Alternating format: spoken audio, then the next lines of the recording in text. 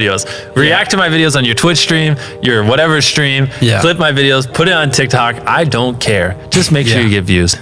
The thing is, you know, all our videos are different. So it's every third video. It's our first time ever doing that. So we make all these mistakes and mess up so many different ways. And then it's like, oh, well, now we know this, but you know, then we usually do something else because we're always trying to be original. I'm 14 years in this. You know, I haven't stopped for a decade. So like, I would say I have more passion, to be honest. Every day I fall more and more in love with YouTube. It's like pretty crazy. Because, you know, in the past, every big creator always seemed to get burnt out at some point. It seemed like this inevitable thing. Eventually, you get burnt out. I've heard this a million times. Like when I was 19, they'd be like, you're not going to be able to do this forever. Eventually, you know, 5, 10 years from now, you'll be too old and blah, blah, blah, and you'll get burnt out. But here we are. I'm 25 and I love it more than I did when I was 19. So I filmed them all. When I had 8,000 subscribers, I sat down and I just cranked out a bunch of videos and then scheduled. I was like, this goes in 6 months, this goes in a year, this goes in 5 years, this goes in 10 years, this goes here, this goes there.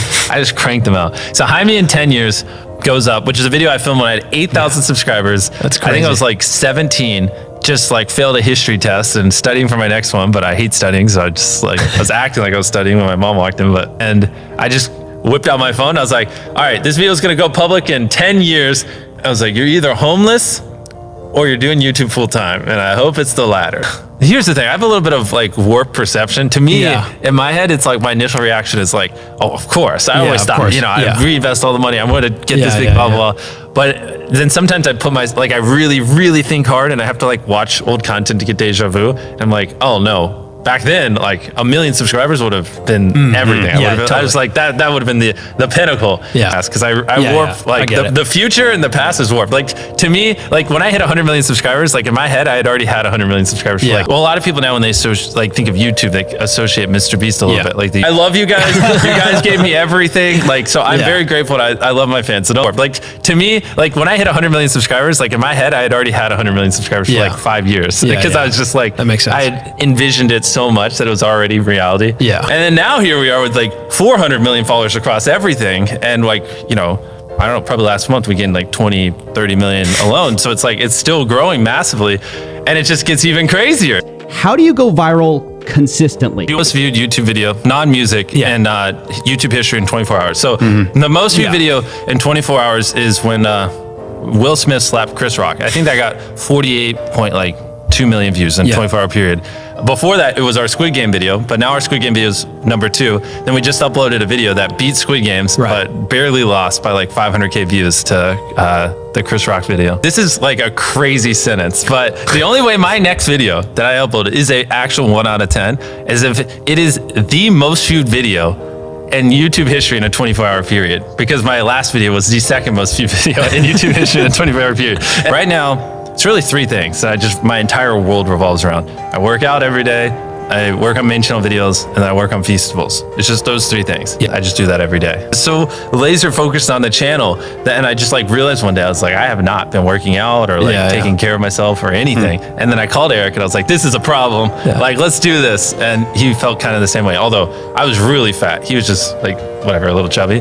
And so that was almost a year ago. And we've worked out every day since. And Eric is looking yoked. You can throw a photo of him up because he was already pretty lean. And so he was just stacking muscle. Up to this point, I've just been losing fat. So it's a lot harder to just put on muscle when you're losing fat, but it's been fun. I mean, like, screw it. Like, people say they want better stories from us.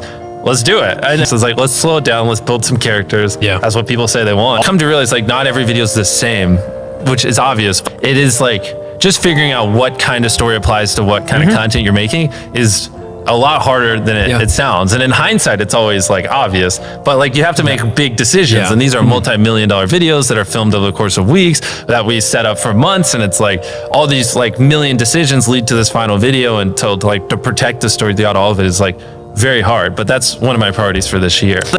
I'm probably the worst person at you tell me like what's going on in the platform. I feel bad. I'm so out of the loop because I'm like so knee deep in like what I'm doing that I'm not even keeping up with everyone else. I feel kind of shitty. Inspiration, and then there's just stealing, and so many people just steal what I do. Like so many people literally just put their face on my face, or just take my thumbnail, or literally verbatim say what I say at the start of my videos, or like all my things. And so like it's pretty interesting because I think the podcast we've done, like every time I've done these podcasts, we did them almost every year for like 3-4 years. I just come on here and I say everything I know. Like I don't hold back. I will literally come on here and tell you guys every little thing I know about getting views on YouTube. And I know thousands, tens of thousands of creators have watched those, and literally, that's the reason why they're making $10,000+ a month, because they're just like, oh, Jimmy just literally laid it out. I just followed it. So there's that positive, but then there's also the negative, because so many creators have watched it, and instead of like taking inspiration from me, they're just like, oh, I'm just going to do exactly what he's doing. And like,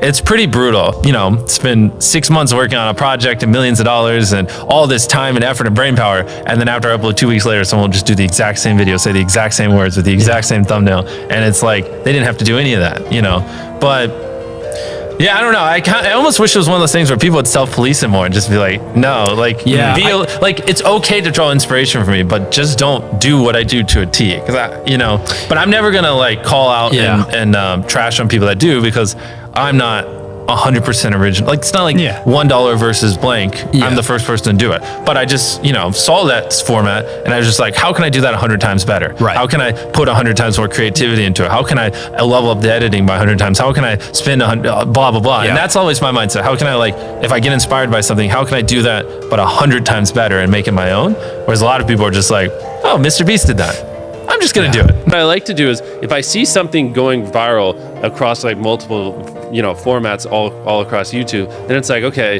that seems to be something people really like, and you know, they're really interested in that content. So maybe I should just do that like in a really beast way on the channel. So like, if a beauty channel does $1 versus $100 makeup palette, and that pops off, and then someone does $1 versus $100 sushi, and that pops off, and a video gamer does $1 or $100 computer versus $10,000 computer, then it's like, okay, people seem to like this. I'm gonna do a $1 hotel versus $1 million hotel, and it works. Yeah, honestly, one of my earliest ideas was like buying a car with pennies, and but this is maybe even before we started like tracking data, and I just saw someone bought Gucci with pennies, and I was like, oh, that seemed to work. Let me go buy a car with pennies. So honestly, throughout the last 6 years, it's been a big just way for me to brainstorm. But it's hard though, because I don't want people to don't like see an outlier and just do the exact video. You always have to take it and ideally put a spin on it, a twist on it, do it your own way. Because if you just recreate what's already there, well, it's already popped off, like it's not gonna work. But if you use it as inspiration, which is what I wanna get across, and then you creatively come up with your own version, that's where they work, right? Because a lot of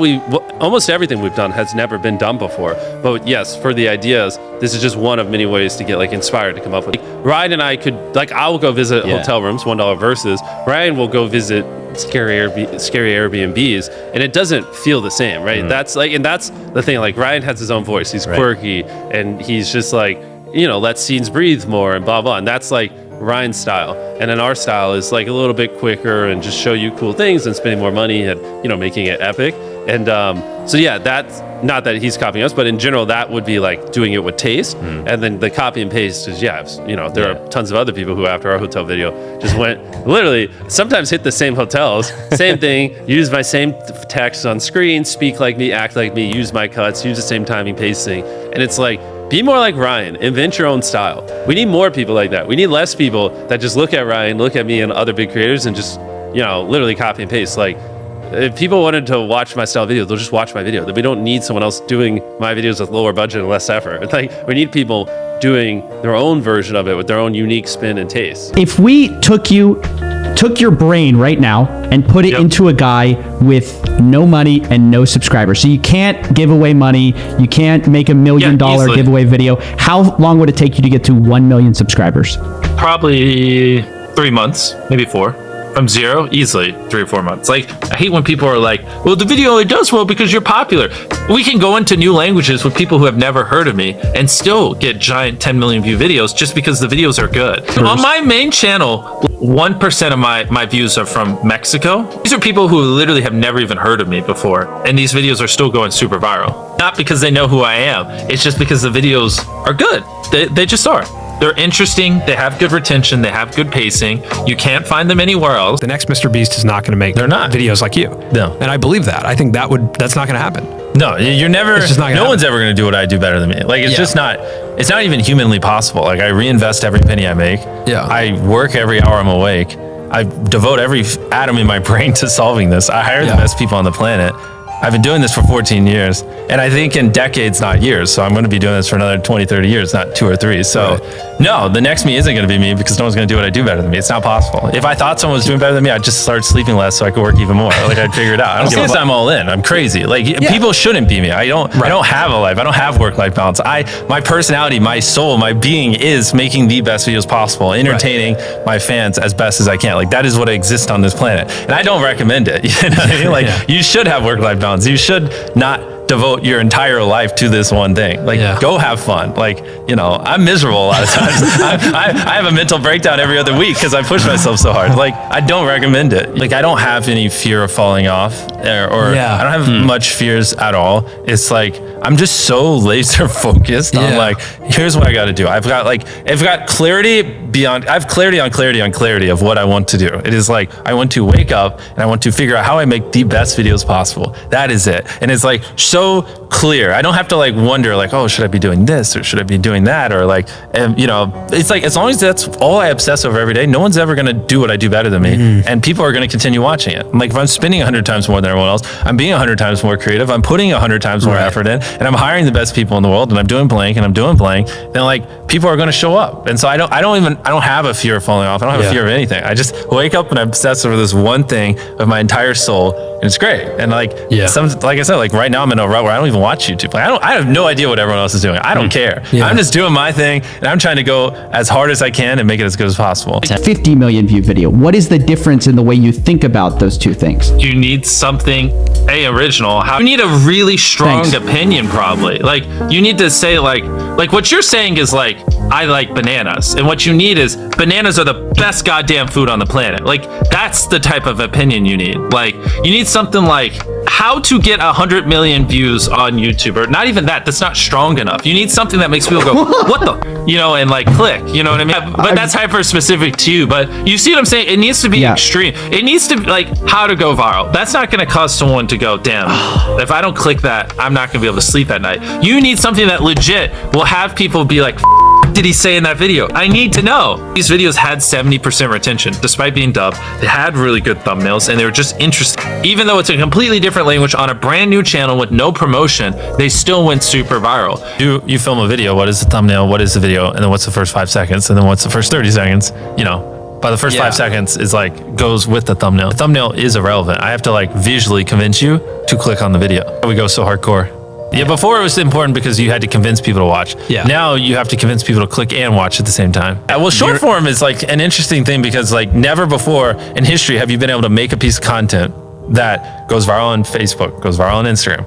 I mean, Reddit has where you swipe through, can go viral on Reddit, can go viral on Twitter. When you tap on a video, Twitter, you can swipe through, go viral on TikTok, and go viral on YouTube. Like if you make the right kind of short form content, you can literally grow across every platform, right? Same thing with a lot of other people popping on short form. So like short form is very interesting because it's like, you don't have to be like a god at YouTube. You don't have to be a god at TikTok and then a god at Snapchat and then a god at this platform and that platform. You can actually, it's very weird. It's like, this has never happened in social media. It just never has. You can master this one craft, and by mastering that one craft, you can grow across all platforms, which it's just like, even for me, like I would say I'm one of the best in the world at YouTube, but I'm not one of the best in the world at Instagram. I'm just not, you know? But if you master short form really high level enough, you can be one of the best at both, because being the best at short form means you can have popping reels and popping shorts on YouTube. So to me, it's pretty fascinating because if you play your cards right, you can grow on every single platform, which is wild. Whether or not people click on your video, a huge factor is their experience with your last video. And so if they've watched 5 of your videos and they didn't enjoy it, it doesn't matter what your title and thumbnail is. They're gonna see a Ryan Trahan or a Mark Rober video and your video, and they'll be like, the last 5 times I clicked on your video, the last 5 times I clicked on Ryan, I enjoyed it. I laughed, I had a good time, it was a vibe. They're gonna click on Ryan, get fucked, you know? And so that's where it's like, you have to, I would say it's like focus, like in the pendulum, focus more on content than you do clickbait, but don't ever let it swing too far because it still does matter, if that makes sense. What was your experience with your last video? If people loved the last video of yours that they watched, they're more likely to watch your next one. And that's the effect you want. Most people, when they watch, for the YouTubers watching this, when people watch your video, they go, okay, that was good, but like that's enough of you for the day. Like it was all right? Whereas what you want is them to go, holy crap, that was crazy. Oh my God, what's that? Holy crap, that was crazy. Oh my God. And they and they watch 10 videos, not one, and then need like a week break because it was so that they have to recharge. You know what I mean? That's what you're going for. That data can't describe. You do a series long enough, it's like exciting, then it's not really exciting, and then if you keep doing it, it becomes kind of lame and people churn out. I try to kind of stop like here before it loses excitement. So I try to stop series early before people have to tell me to stop them. I like to, because if not, then you just become known for that. So I like to always keep things fresh and keep changing it up. I think that though is one of the few ones where I kind of wish I did one or two more, because that was like, it's crazy. I mean, these are averaging like 250, 300 million views, every single one of them. And the retentions are great. People love them. Actually, for us, the way I like to look at it is if me and my team spend like 10 times more time than everyone else brainstorming ideas, which we probably at this point spend 100 times more time than everyone else, we spend $500,000 to $1 million a video, whereas normal people are spending like 1,000 or 10,000 is an expensive video now. And we just, sometimes we're filming for 3 or 4 days, like 10 hours a day, 30, 40 hours of filming plus months of setup, whereas most creators probably film for a couple hours and set up for a day. I think for us, by always doing all those things, it just distinctively sets it so far apart that it's basically, in my head, it's like, why would you not watch it? You know what I mean? Horrible friend groups, because you really are like the type of YouTubers you hang around. Getting people with the right YouTuber friend group that aren't pussies and will actually tell them when their content's bad and like actually roast it and help them get better in a nice positive way. And then usually it's hiring an editor, honestly uploading less videos and just making them better. It's much easier to get 5 million views on one video than 50,000 views on 100 videos. It takes way less effort to get 5 million views on one video. YouTube wants is they want people to click on a video and they want to watch it. Like essentially by studying the algorithm, you'll learn that you're more studying human psychology, right? What do humans want to watch? What do they find enjoying? Anytime you say the word algorithm, just replace it with audience and it works perfectly. Like the algorithm didn't like that video. No, the audience didn't like that video. Literally, that's it. If people are clicking and watching, then it gets promoted more. And that's literally all the algorithm does is reflect what the people want. And if you deny that, you just make terrible videos that are trying to find a scapegoat. Actually, your title and thumbnail set expectations. And at the very beginning of the video, to minimize drop off, you want to assure them that those expectations are being met. If you click on a video where, of his, where it's like, Tether is a scam, and then at the very beginning, he starts talking about literally anything else, then you are like, oh, this isn't what I clicked on. But if at the very start of the video you go, Tether is a scam and I'm going to teach you why, then it's like, okay, you match the expectations. So at the very beginning, match the expectations, and then you want to exceed them. So you want to assure people that what they clicked on is what they're getting, and then blow their mind and be like, but you're also getting even more. You basically want to remove every dull moment. You probably want to find the 10 most critical people make them watch the video and just roast it, finding what they enjoy, because it is like a long grind, like you're for years, not months. So if you don't enjoy it, then you're gonna burn out. And that's usually the first thing, is like figuring out like what are the things you're currently doing that you don't want to do, and like let's figure out a way to get someone else to do it in the next 5 months so you actually get out of bed excited. I used to save up $1 a day. Like my first microphone I had to save up for 3 months to buy, and we didn't have any money. It was I had a single mom raising me and my brother and sister, so that relentless obsession of YouTube and reinvesting got us to that point. Like if I didn't know how to go viral, it doesn't matter if I had 1,000 employees. I think for me it was good that I got a really strong foundation on how YouTube works and how the style of videos I wanted and everything before I scaled up a team, if that makes any sense. And so that's what gave me the confidence to hire people, and that's why I'm able to run my company at really thin margins, because I have faith and I know that if we film this video, it will do well, just because I've spent a decade of my life hyper obsessing over YouTube and I have a good pulse on it. But if you didn't have that, then you wouldn't know. Like you wouldn't be able to spend $4 million on a Squid Game, because you might lose $2 million and then you can't pay your people. So of course, yeah, if I didn't have these people, I couldn't do half the stuff I do. I mean, we have, in my opinion, the best people in the industry working here, and I love them to death. To be specific, you're in a church. So when I first started, there's just no warehouses or studios in Greenville, North Carolina. Yeah. So there are a lot of churches, though. We're in the Bible Belt. Yeah. So I bought a church, and then we converted it by just like, basically taking all the pews out and just converted it into a studio. And so that's where we started filming. But the problem is, it's not that big. So eventually we had to move, as our videos got bigger, over to a new studio we built. And so we just converted this into the thumbnail place. And so this is one of like our 4 thumbnail rooms.